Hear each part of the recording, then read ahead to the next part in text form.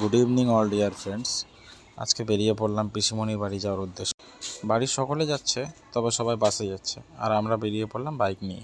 তো যাই হোক, ফাঁকা রাস্তা দিয়ে বেরিয়ে পড়লাম আমবাগান দিয়ে। ঘুরতে ঘুরতে দেখতে দেখতে চারিদিকে পরিবেশটা এত সুন্দর লাগছিল, কি বলবো। আমবাগানে প্রচুর আম হয়েছে, এত সুন্দর লাগছে। চলতে চলতে ভাবলাম যে একটু ভিডিও করে তোমাদের সাথে শেয়ার করি। এই যে আমি বসেছিলাম, তারপরে এই যে চলতে শুরু করলাম আমবাগান দিয়ে।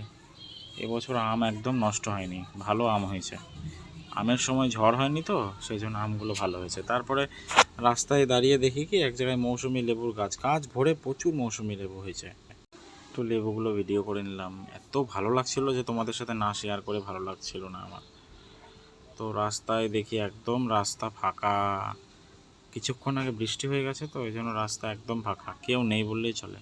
তারপরে একটা মিষ্টির দোকান দেখে দাঁড়িয়ে পড়লাম, পিসিমণির বাড়ি যাব মিষ্টি নিয়ে যাওয়ার জন্য। মিষ্টির দোকানে গিয়ে মিষ্টি নিয়ে নিলাম।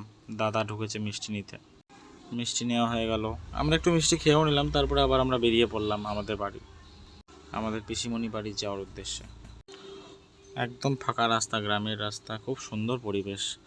এই পরিবেশের মধ্যে দিয়ে আমরা আবার চলতে শুরু করলাম। তারপরে আমরা পৌঁছে গেলাম চাঁচলে। বাস, আমরা আরেকটু হলেই পৌঁছে যাব। চাঁচল পৌঁছে গেলাম মানে আমরা পিসিমণির বাড়ি পৌঁছে যাব। চলতে শুরু করলাম, আবার রেস্ট নিয়েছিলাম চাঁচলে একটু। দেখি আকাশে প্রচণ্ড মেঘ করেছে, তো ঝিরিঝিরি বৃষ্টি পড়তে শুরু করে দিয়েছিল। দাদাকে বললাম একটু গাড়িটাকে দাঁড় করিয়ে সাইডে দাঁড় করাতে, যাতে আমরা একটু দাঁড়িয়ে রেস্ট নিতে পারি। জোরে বৃষ্টি এলে তো আবার আমরা ভিজে যাব। তো যাই হোক, যা বললাম তাই। অঝোর বৃষ্টি শুরু হলো, একদম টানা 2 ঘন্টা বৃষ্টি চলতে থাকলো। অঝোর বৃষ্টি চলতে শুরু করলো, টানা 2 ঘন্টার বেশি হবে বৃষ্টি চলছে। তারপরে একটু বৃষ্টিটা ছাড়লো, তারপরে আমরা আবার বেরিয়ে পড়লাম পিসিমণি বাড়ি যাওয়ার জন্য। রাস্তাঘাট একদম পুরো ভেজা।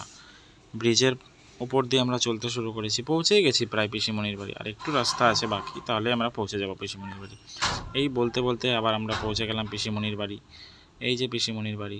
যাই হোক, আবার তোমাদের সাথে পরে কথা হবে, পরে দেখা হবে। ভালো থেকো, সুস্থ থেকো সবাই। যদি ভিডিওটা ভালো লাগে একটা লাইক কমেন্ট করে দিও।